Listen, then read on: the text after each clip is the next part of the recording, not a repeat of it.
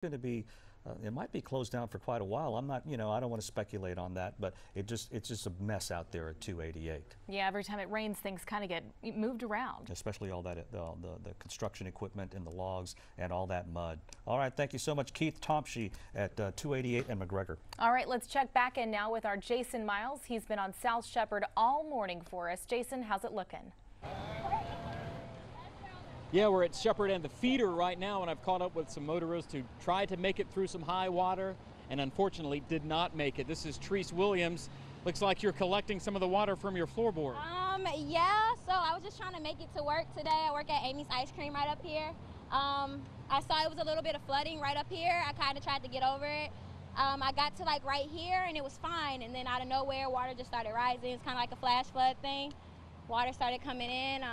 This gentleman right here, he actually helped me get my car. My son's car seat was in here. Water was just rushing in and he helped me get everything out. So it's starting up, so that's a good thing. We're just trying to get the water out so I can get on back home. Ever encountered something like this before? I never did. I never like being by myself. No, probably with family, but yeah, it was one of the scariest things that I had to go through. I stay all the way on the northeast side, so I go to work over here. So yeah, it was definitely one of the scariest things I have been through. What's your advice to other drivers?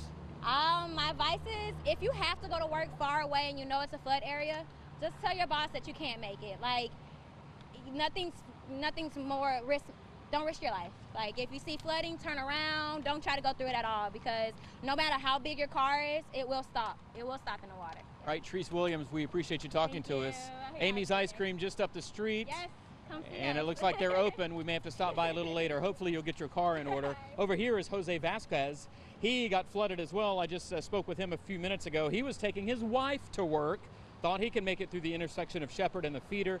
You see the end result here. Water several inches deep on the floorboard of his car. He said when he got out of the car, the water was about 3 feet high, up to almost his waist.